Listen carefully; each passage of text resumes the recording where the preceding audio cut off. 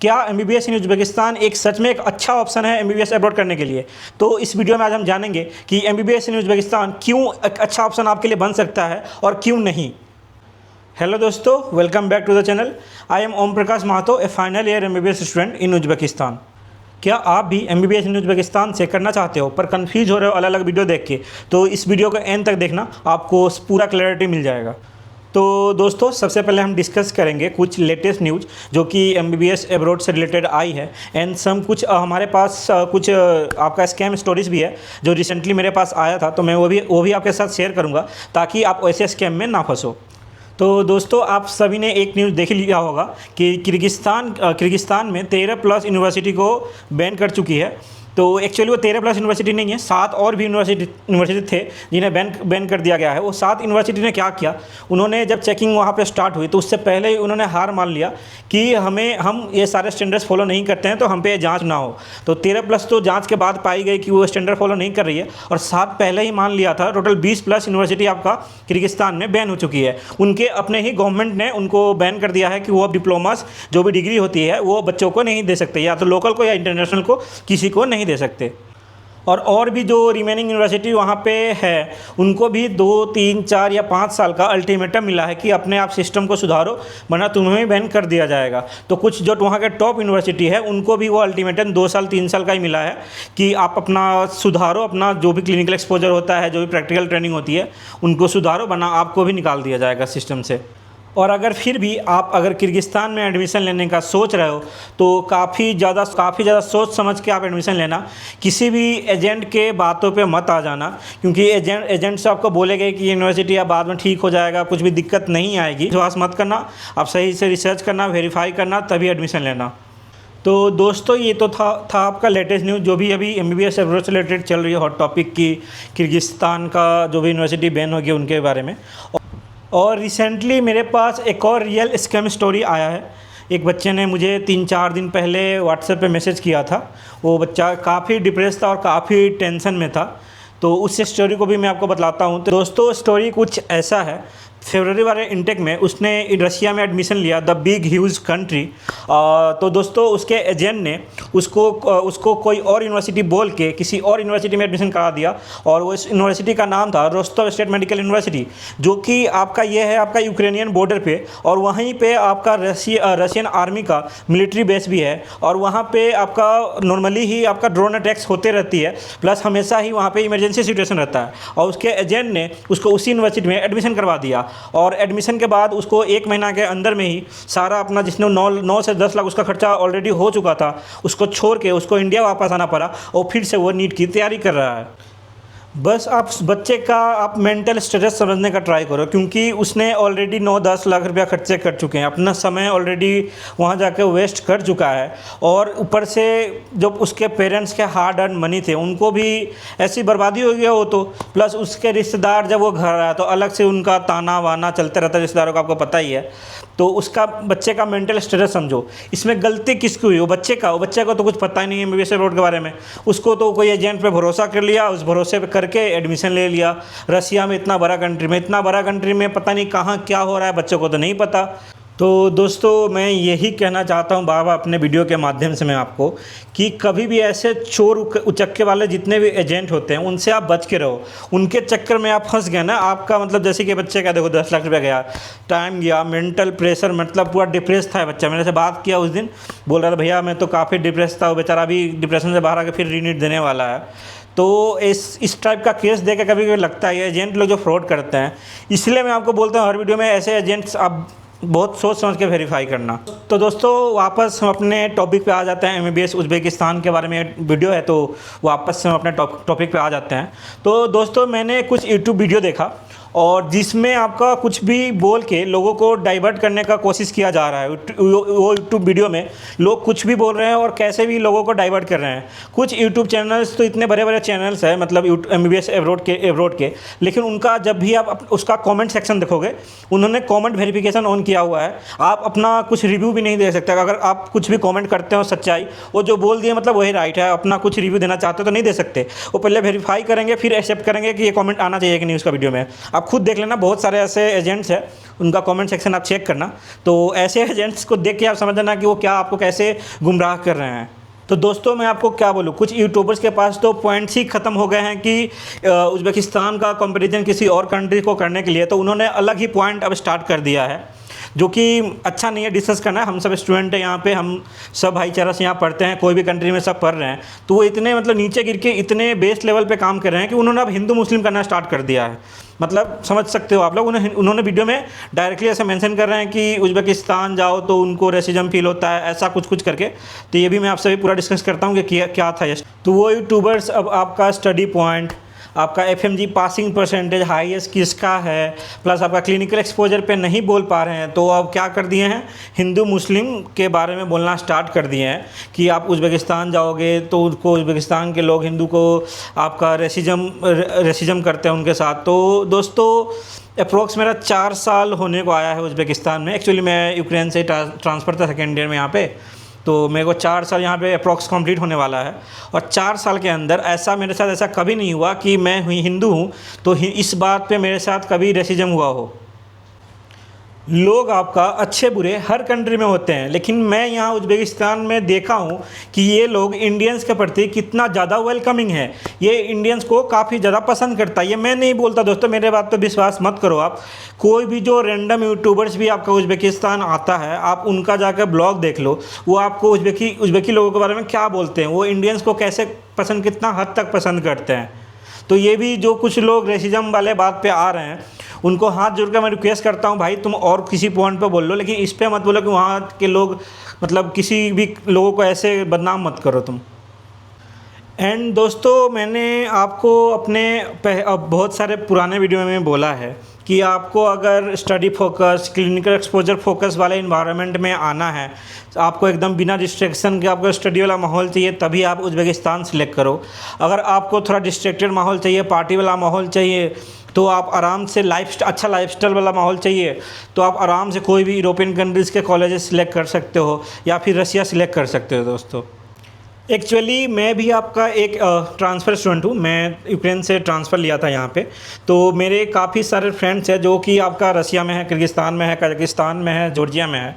तो उनसे मेरा रेगुलर बातचीत होती रहती है। तो उनसे बातचीत करने में वो वही बोलते हैं कि वहाँ ट्रांसफ़र लेके उन सेटिस्फाई नहीं है। वो बोल रहे थे भाई तुम लोग का यहाँ बहुत काफ़ी ज़्यादा एक्स्ट्रा समय मिलता है सेल्फ़ स्टडी करने के लिए, लेकिन उनका वहाँ बहुत ही कम समय मिल पा रहा है उन्हें सेल्फ़ स्टडी वगैरह करने के लिए। क्योंकि बड़े कंट्री में क्या होता है दोस्तों, काफ़ी ज़्यादा आपका ओपन माहौल है एक तो, और आपको घूमने फिरने का ही इतना जगह है कि आप घूमते फिरते रह जाओगे सारा कंट्री।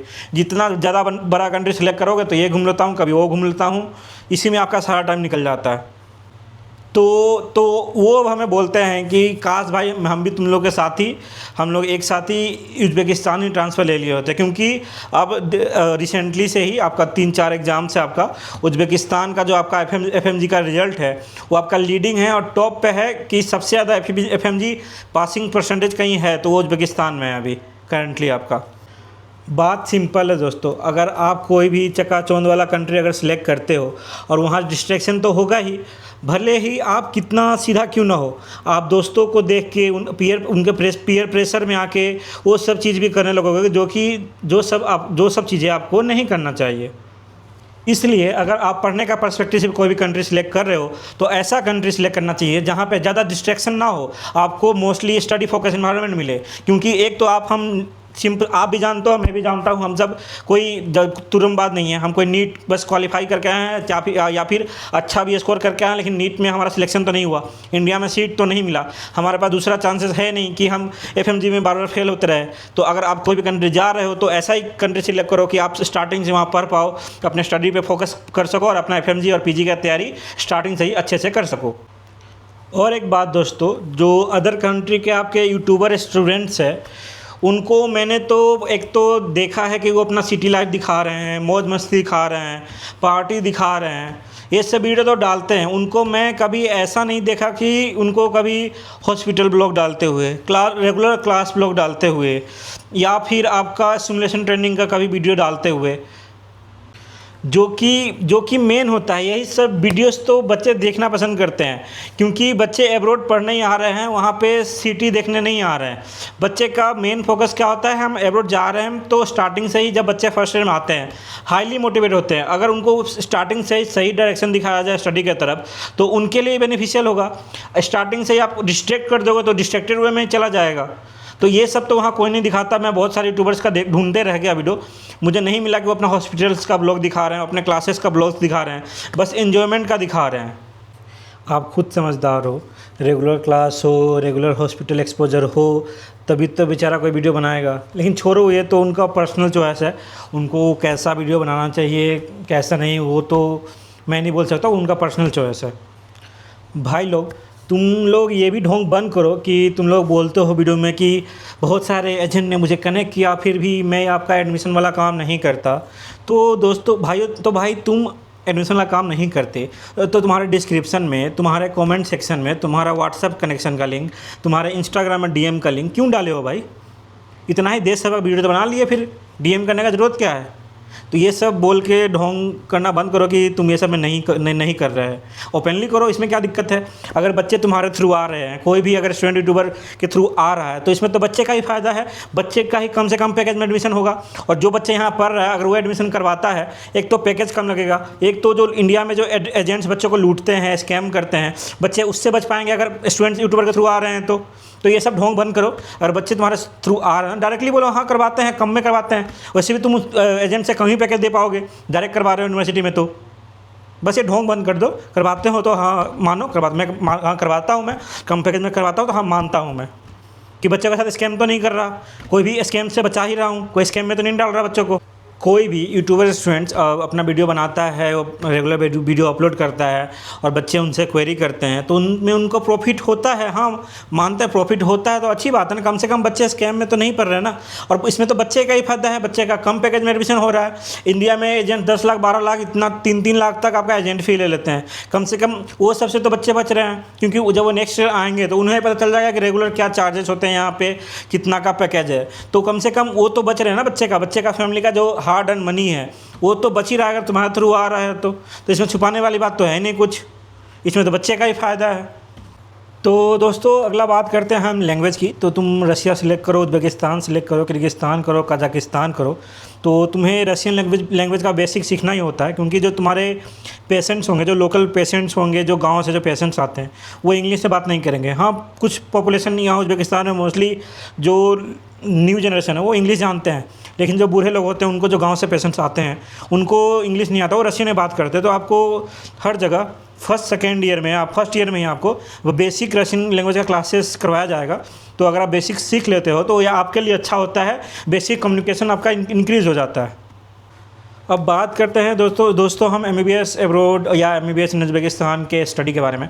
तो MBBS एब्रॉड में आपका स्पून फूडिंग नहीं होता, आपको सेल्फ स्टडी करना मस्ट है।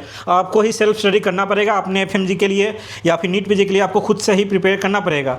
इसलिए हम लोग from the day of the registration, जब भी आप रजिस्टर करवाते हो उससे ही हम आपको सारे जो स्टडी मटेरियल्स होते हैं, सारे वीडियोस होते हैं, सब कुछ प्रोवाइड कर देंगे, ताकि आप इनिशियली ही आप जब इंडिया में रहोगे तो उस समय से अपना बेसिक स्ट्रॉन्ग करना स्टार्ट कर दिए रहोगे, तो आप एक स्टेप अहेड रहोगे सबसे। और दोस्तों बहुत लोग बोलते हैं what after MBBS in Uzbekistan. ये मोस्टली बच्चों का क्वेश्चन होता है कि जो बच्चे इंडिया में प्रैक्टिस नहीं करना चाहते हैं तो वो आप उज़्बेकिस्तान में भी प्रैक्टिस कर सकते हो। इन प्राइवेट हॉस्पिटल्स आप जॉब कर सकते हो, यहाँ पे सैलरी भी काफ़ी अच्छा है। इंडियन नाम सुन के अच्छा सैलरी देते हैं, इंडियन डॉक्टर्स को अच्छा सैलरी मिलता है यहाँ पे। या फिर आप यहाँ के PG के कोर्स में भी एनरोल कर सकते हो और यहाँ से आप अपना PG भी कर सकते हो। तो जिनको अगर यहाँ से डायरेक्टली कहीं यहीं शिफ्ट, और जिनको यहीं पे शिफ्ट होने का प्लान है, इंडिया में प्रैक्टिस करने का प्लान नहीं है, तो वो भी यहाँ पे आराम से PG करके यहीं पर प्रैक्टिस कर सकते हैं। एंड वन मोर थिंग जो मैं आपको एक्सप्लेन करना भूल गया, कुछ अच्छे यूनिवर्सिटी उज़्बेकिस्तान में वो एक ये भी रूल लगा के रखी है कि जब भी आपका समर वेकेशन होता है, जब भी आपका लॉन्ग वेकेशन होता है, तो उसमें क्या करती है यूनिवर्सिटी, आपको एक लेटर प्रोवाइड करती है। उस लेटर को लेके जाके आप इंडिया में प्राइवेट या फिर गवर्नमेंट कॉलेज में 45 डेज़ के लिए आपको ऑब्जर्वरशिप करना पड़ता है। वो ऑब्जर्वरशिप जब आप करके आओगे तो उसका केस हिस्ट्री वगैरह यहाँ पे सब कुछ सबमिट करना पड़ता है और एक बेसिक सा एग्ज़ाम भी होता है। अगर आप कोई भी कारणवश इंडिया नहीं जा रहे हो तो आप यहाँ के भी हॉस्पिटल्स, जो भी आपके कॉलेज का हॉस्पिटल्स हैं, वहाँ जाके आपको 45 डेज़ का ऑब्जर्वरशिप करना ही पड़ता है। तो ये एक अच्छा है, स्टार्टिंग से ही फर्स्ट सेकेंड ईयर से ही आपका क्लिनिकल एक्सपोजर, आपको क्लिनिकल जो प्रैक्टिस होता है वो काफ़ी ज़्यादा इंप्रूव हो जाएगा फर्स्ट सेकेंड ईयर से ही। इंडियंस को सैलरी यहाँ जो भी प्रैक्टिस करते हैं उनको काफ़ी अच्छा मिलता है। आप खुद एक बार गूगल करके सैलरी देख लेना, आप मेरे पे विश्वास मत करो, आप खुद एक बार गूगल कर लो कि इंडियंस डॉक्टर का सैलरी एवरेज कितना है। उज़्बेकिस्तान, ताशकेंत जो भी है आप सर्च कर लो, आपको पता चल जाएगा। तो दोस्तों हम डिस्कस करते हैं कि वाई स्टूडेंट चूज़ MBBS इन उज़्बेकिस्तान। तो सबसे पहली पॉइंट आती है कि अफोर्डेबल फ़ी। आपको अफोर्डेबल फ़ी है यहाँ पे, मतलब अप्रॉक्स आपको 28 से 33 लाख के बीच में, आपको डिपेंडिंग ऑन यूनिवर्सिटी, कौन सा यूनिवर्सिटी आप सिलेक्ट करते हो, आपका एवरीथिंग इंक्लूडेड आपका कंप्लीट हो जाएगा कोर्स 28 से 32-33 लाख के बीच में। सेकेंड है आपका मॉडर्न इंफ्रास्ट्रक्चर। तो मॉडर्न इंफ्रास्ट्रक्चर आप देख सकते हो कि हमने अपने काफ़ी सारे कॉलेजेस का जो वीडियो टूर हमने किया हुआ है, तो एज एग्जांपल आप वो देख सकते हो, तो आपको इंफ्रास्ट्रक्चर का यहाँ का पता चल जाएगा। अगला है आपका इंग्लिश मीडियम। तो मोस्ट ऑफ द यूनिवर्सिटी आपका इंग्लिश मीडियम में ही है। उज़्बेकिस्तान का ऑलमोस्ट सारे यूनिवर्सिटी इंग्लिश मीडियम में है। कुछ ऐसे रशिया में यूनिवर्सिटीज़ है जो बाईलिंगुअल कोर्स के ऊपर चलती है, जो सेंटर से वहाँ का जो दूर दूर यूनिवर्सिटी है, काफ़ी वास्ट है ना रशिया, तो जो दूर दूर के यूनिवर्सिटीज़ है वहाँ पे अभी भी बाईलिंगुअल कोर्स ही चलता है। तो जाने से पहले आप एक बार वेरीफाई कर लो कि इंग्लिश ड्यूरेशन होना चाहिए 6 साल तक। और अगली जो पॉइंट है आपका सेफ कंट्री। तो यहाँ पे कोई वार सिचुएशन नहीं है ना यहाँ का, प्लस आपका क्राइम रेट सबसे ज़्यादा लो है। आप गूगल करके खुद देख लेना कि क्राइम रेट कितना है उज़्बेकिस्तान का। एंड अब बात करते हैं कि इंडियन फूड के बारे में। तो यहाँ पे आपको मेस में जितना ही मेस है सब में इंडियन फूड तो मिल ही जाएंगे। साथ साथ में जितना ही बड़े सिटी है वहाँ पे आपको अच्छे खासे अमाउंट में आपको इंडियन रेस्टोरेंट मिल जाएंगे, वो भी अच्छे खासे अमाउंट में, वैरायटी मिल जाएंगे आपको, ये रेस्टोरेंट में अलग, वो रेस्टोरेंट में अलग। तो ये भी एक अच्छा ऑप्शन इसलिए बन सकता है कि आप उतना आपको होम सिकनेस वगैरह नहीं होगा। खाने पीने का सिकनेस, होम सिकनेस तो उतना बच्चों को होता नहीं है, मैंने होता है कि खाना पीना सही नहीं मिल रहा। और एक और बात, ये उज़्बेकिस्तान अभी इनका इंडियन कम्युनिटी यहाँ पे काफ़ी ज़्यादा ग्रो कर रही है हर एक यूनिवर्सिटी में, तो कोई दिक्कत नहीं आती क्योंकि पहले से इंडियन कम्युनिटी ऑलरेडी एस्टेब्लिश है, तो वो अपने आने वाले जूनियर्स को कोई दिक्कत नहीं होने देते यहाँ पे। तो कुछ पॉइंट्स अब हम देखते हैं जो कि आपका जिसको ड्रॉबैक्स बोलते हैं। तो कोई भी कंट्री अच्छा होता है तो उसका बुरा भी ज़रूर होता है, मतलब हर चीज़ का एडवांटेजेस और डिसएडवांटेजेस दोनों होता है। तो हम कुछ देखते हैं ड्रॉबैक्स वाले पॉइंट्स। तो सबसे पहले MBBS एब्रॉड का ही सबसे बड़ा ड्रॉबैक है आपका लैंग्वेज बैरियर, क्योंकि आपको थोड़ा बहुत बेसिक लैंग्वेज फर्स्ट ईयर में ही सीखना ही पड़ेगा, उसके बिना आपको सर्वाइव करना थोड़ा सा मुश्किल हो सकता है। और दूसरा है आपका सेल्फ स्टडी। तो सेल्फ स्टडी भी आप MBBS कर रहे हो तो इंडिया से कर रहे हो, एब्रॉड से कर रहे हो, तो सेल्फ स्टडी करना मस्ट होता है। बिना सेल्फ स्टडी किए आप MBBS कर ही नहीं सकते। तो सेल्फ स्टडी का कुछ ऐसा कुछ खास पॉइंट नहीं है, कहीं से भी आप करो, तो इंडिया से करो, एब्रॉड से करो, आपको सेल्फ स्टडी करना ही पड़ता है। तो अगला जो पॉइंट है वो आपका है FMG नेक्स्ट प्रिपरेशन। तो इस बार 3-4 बार जो रिजल्ट आ रहा है जो FMG पासिंग परसेंटेज का, तो उसमें उज़्बेकिस्तान आपका टॉप पे है, लीडिंग पे है। अभी 45% के आसपास इसका FMG पासिंग परसेंटेज है होल उज़्बेकिस्तान का। कुछ कॉलेज का तो 50% भी क्रॉस कर चुका है FMG पासिंग परसेंटेज। और आपको उज़्बेकिस्तान में आपको काफ़ी अच्छा खासा समय जब आपका क्लिनिकल सब्जेक्ट लगेगा। फर्स्ट ईयर सेकंड ईयर थोड़ा हेक्टिक होता है, जब से आपका क्लिनिकल सब्जेक्ट जब आपको हॉस्पिटल वगैरह में क्लास लगने लगेगा। तो हॉस्पिटल्स में मतलब 4-5 घंटे की क्लास लगती है, 8 से 1 तक, या फिर शाम को लगेगी तो शाम वाला शिफ्ट में। तो उसके बाद आप पूरा दिन में फ्री रहते हो, तो सेल्फ स्टडी करने का भी अच्छा खासा समय मिल जाता है। और MBBS एब्रॉड के कंट्रीज़ में आपको सैटरडे संडे आपको ऑफ होता है जनरली सेकंड ईयर के बाद से। फर्स्ट ईयर में बच्चे थोड़ा लेट आते हैं तो लेट सेशन स्टार्ट होता है, सैटरडे वाला ऑफ शायद ही मिलता है उनको। तो सेकंड ईयर से आपको सैटरडे संडे भी ऑफ मिलेगा। तो आप स्टार्टिंग से प्रिपेयर कर रहे हो तो ये 2 दिन में भी आप अच्छा से उसको यूज़ करके आप अच्छा से मतलब प्रिपरेशन कर सकते हो अपना FMG के लिए, अपना नीट PG के लिए, जो आपको मन में रख के टारगेट रख के पढ़ना है उसके लिए। और दोस्तों अगला पॉइंट है आपका होम सिकनेस। तो जो बच्चे ने MBBS एब्रॉड का डिसाइड कर लिया, तो मेरे हिसाब से ये पॉइंट ड्रॉबैक्स में आना नहीं चाहिए। होम सिकनेस ऐसा कुछ नहीं होता, फूड मिस करता है तो कोई आप अच्छा बड़ा सिटी सिलेक्ट करो तो आपको रेस्टोरेंट वगैरह बहुत सारे अवेलेबल मिल जाएंगे, तो वहाँ से आप खा पी सकते हो। तो होम सिकनेस भी मेरे लिए कुछ ऐसा था नहीं, क्योंकि मैं 10th के बाद से ही घर से बाहर रहा था, तो मुझे कुछ ऐसा हुआ नहीं था होम सिकनेस टाइप का। तो दोस्तों हम बात करते हैं सबसे बड़े आपका यहाँ का ड्रॉबैक्स का। तो उज़्बेकिस्तान एक इमर्जिंग है अभी MBBS एब्रॉड के लिए। तो यहाँ पे इमर्जिंग में करप्शन भी इमर्ज हो चुका है, जैसे कि जो भी कंसल्टेंसी लोग का जो करप्शन है इतना ज़्यादा, मतलब कंसल्टेंसी बढ़ चुके हैं MBBS में उज़्बेकिस्तान में एडमिशन करवाने के लिए। तो उन लोग क्या करते हैं, जैसे कि रिसेंटली मेरे चैनल्स यूट्यूब पे भी और इंस्टा पे भी वीडियो डाला हुआ है कि एक बच्ची थी जम्मू एंड कश्मीर की, तो उससे एक एजेंट ने झूठ बोल के 9-10 लाख रुपए ले लिया फेक एडमिशन लेटर दे के। तो उसमें हमने अगला वीडियो में समझाया भी है कि हम डीएम कर लेना, हम समझा देंगे कि एडमिशन लेटर कैसे परखते हैं, मतलब जांच करते हैं सही है कि नहीं, कैसे हम वेरीफाई करें कि वो सही है कि नहीं। तो उसको फेक एडमिशन लेटर दे के 8 से 10 लाख रुपये ले लिया कि आपका एडमिशन कन्फर्म है, ये वो। और बाद में बोलता है कि आपको जो कॉलेज पसंद है वहाँ एडमिशन नहीं करवा सकते, जो हम बोल रहे हैं आपको वहीं एडमिशन वगैरह लेना पड़ेगा। तो सबसे बड़ा आपका यही है एमबीबीएस अब्रॉड में ड्रॉबैक की, अगर एमबीबीएस अब्रॉड कर रहे हो, आपको पता है क्यों कर रहे हो, तो सबसे ज़्यादा ज़रूरी हो जाता है आपका एजेंट का सिलेक्शन। अगर वो आप सही नहीं करते हो तो आप फर्स्ट ईयर में ही आपका मूड ख़राब हो जाएगा, कि जब आपके साथ फ्रॉड हो जाएगा तभी आपका दिमाग ख़राब हो जाएगा, बेकार है बेकार है। तो थोड़ा एमबीबीएस अब्रॉड में कंसल्टेंसी और एजेंट जो भी सिलेक्ट कर रहे हो सोच समझ के करना दोस्तों। तो अगला जो पॉइंट है, वाई शुड चूज़ उज़्बेकिस्तान। तो दोस्तों मैंने ऊपर भी बोला, मैं फिर बोल रहा हूँ, सिंपल है। आपको अगर स्टडी पर्सपेक्टिव से आना है, कुछ सीखने का पर्सपेक्टिव से आना है कि आपको क्लिनिकल एक्सपोजर भी सीखना है, पढ़ना भी है, सब कुछ करना है, तो आपके लिए उज़्बेकिस्तान एक अच्छा ऑप्शन बन सकता है। आपको अगर चकाचौंध वाला लाइफस्टाइल चाहिए, चकाचौंध वाला आपको सिटी चाहिए, तो आप अदर कंट्री भी सिलेक्ट कर सकते हो। या फिर आप चाहते हो कि आपको बिना पढ़े ही, बिना मेहनत किए ही डिग्री मिल जाए, तो वो भी आपके लिए उज़्बेकिस्तान के कुछ कॉलेजेस तो नहीं है। उज़्बेकिस्तान में भी कुछ कॉलेजेस ऐसे 2-3 कॉलेजेस हैं जहाँ पे क्लासेस नहीं होती है, ना ही कुछ हॉस्पिटल में कुछ लेना देना है, ऐसे ही दे देती है। तो आप अगर अच्छा यूनिवर्सिटी सिलेक्ट करके उज़्बेकिस्तान आ रहे हो, पढ़ने का पर्सपेक्टिव से आ रहे हो, तो आपके लिए उज़्बेकिस्तान एक अच्छा ऑप्शन बन सकता है। या फिर आपको सिर्फ बैठे बैठाए डिग्री चाहिए, कोई मेहनत नहीं चाहिए, तो आप और भी अदर कंट्रीज से आप उसके तरफ भी सिलेक्ट कर सकते हो, वो भी कंट्री आप सिलेक्ट कर सकते हो। आपको होता है किसी का मेहनत नहीं है, डायरेक्ट डिग्री लेके कोई क्लिनिक वगैरह पहले से ही वही संभालना है, तो आप वो भी कर सकते हो।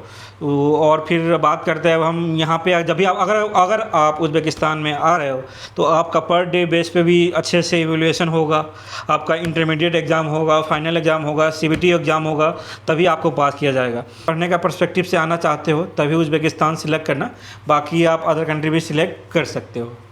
यूनिवर्सिटी या फिर एमबीबीएस अब्रॉड के लिए आप कंट्री सिलेक्ट कर रहे हो तो सोच समझ के करना, क्योंकि मार्केट में ऐसे लोग बैठे हैं जो आपको पैसा लूटने के लिए, वो लुटेरे लोग हैं, वो लुटेरे लोग आपको मार्केट में बैठे हुए हैं। आप जाओगे, एक कॉल करें, आप उनको एक कॉल करोगे तो वो आपको 100 कॉल करेंगे, एक नंबर से नहीं 10 नंबर से करेंगे। तो ऐसे लुटेरे मार्केट में भरे पड़े हैं, तो इस सब से थोड़ा बच के ही आप करना। अगर या फिर आपको अगर कोई भी कंट्री सिलेक्शन में या फिर यूनिवर्सिटी सिलेक्शन में आपको कोई प्रॉब्लम आ रहा है, तो ये मेंशन नंबर है, आप इस पे भी हमें डीएम कर सकते हो। आपको मैं कंट्री सिलेक्शन से लेके आपको हर एक प्रोसेस में सस्ते से सस्ते में चाहूँगा आपका एडमिशन करवा दूँ। आप हमारा पैकेज लेके अदर जो आपका जो इंडिया में एजेंट्स वगैरह हैं उनसे पैकेज भी आप मिला लेना कि कैसा ऊपर नीचे पैकेज है, तो वो भी आप चेक कर लेना, पैकेज आपको शेयर कर देंगे, उसके बाद मिला लेना। तो कम से कम में ही होगा। और आपको अच्छा यूनिवर्सिटी सिलेक्शन चाहिए हो, पढ़ने का पर्सपेक्टिव से ही एडमिशन चाहिए हो, तो आप हमें ये जो नंबर है इस पर आप डीएम कर देना। तो दोस्तों इस वीडियो में इतना ही, मिलते हैं आपसे अगले वीडियो में। अगर आपको एमबीबीएस अब्रॉड से रिलेटेड इस टाइप का अगर और भी कंटेंट चाहिए हो तो चैनल को सब्सक्राइब कर देना। अगर सब्सक्राइब करते हो तो हमें भी अच्छा लगता है कि मैं भी जब चेक करता हूँ नंबर बढ़ा हुआ रहता तो समझ में आता है लोगों को वीडियो अच्छा लग रहा है। तो सब्सक्राइब कर देना। मिलते हैं आपसे अगले वीडियो में। Tata bye bye.